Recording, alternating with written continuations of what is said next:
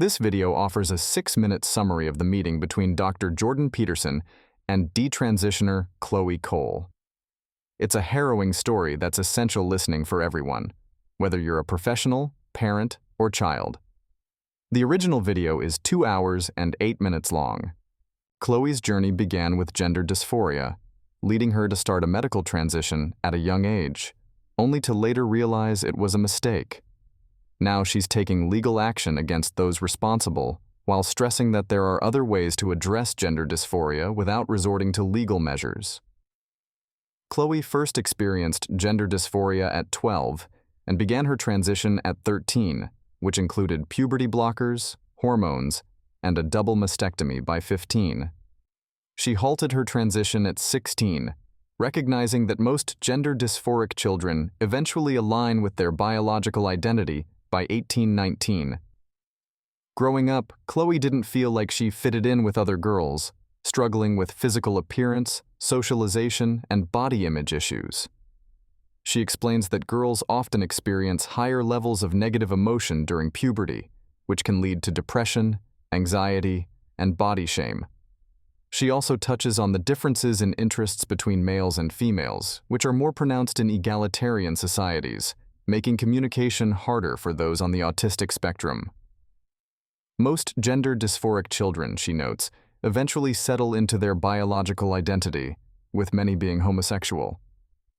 Chloe's difficulties in socializing and her negative self-image made her susceptible to the supportive communities she saw in LGBT+ content online. At 12, doctors dismissed the idea of autism despite her social challenges, delaying her diagnosis and possibly contributing to her gender dysphoria. By 11, she began comparing herself to others and internalizing negative views of womanhood, leading to severe body image issues and a desire to avoid becoming a woman. Social media showed Chloe a supportive community among those identifying as non-binary or gender fluid, which she found attractive. When she began questioning her identity, she was quickly affirmed as a boy and pushed towards medical transition, without exploring other ways to cope with puberty's challenges. Therapists and doctors didn't delve into why she felt this way, instead, affirming her desire to transition. Therapists, Chloe argues, should explore the root causes of suffering and offer practical steps to strengthen self-acceptance without drastic changes. She criticizes the American Psychological Association's guidelines for lacking long-term studies and for being biased. Medical professionals, she believes, push parents into a corner with misinformation, making them feel they must choose between transitioning their child or risking their child's life. At 13, Chloe was prescribed puberty blockers and testosterone, facing complications that still affect her.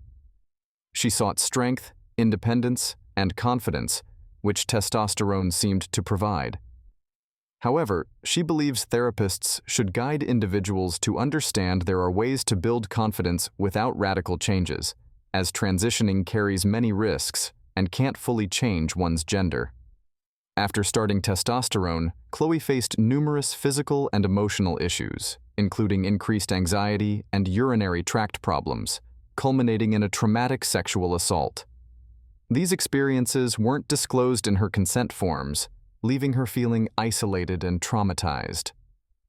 At 15, Chloe underwent a double mastectomy without a mental health evaluation, despite being on testosterone and using a binder for years.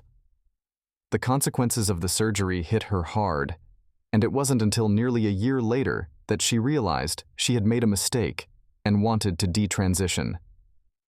She emphasizes the importance of physical contact and love for proper development, noting that her experiences left her fractured. Realizing she wanted children, Chloe decided to stop her transition, facing the detransition process with little guidance. She began speaking out about her experiences and took legal action due to what she sees as medical and counseling malpractice. She asserts that informed consent wasn't properly given and alternatives weren't thoroughly discussed.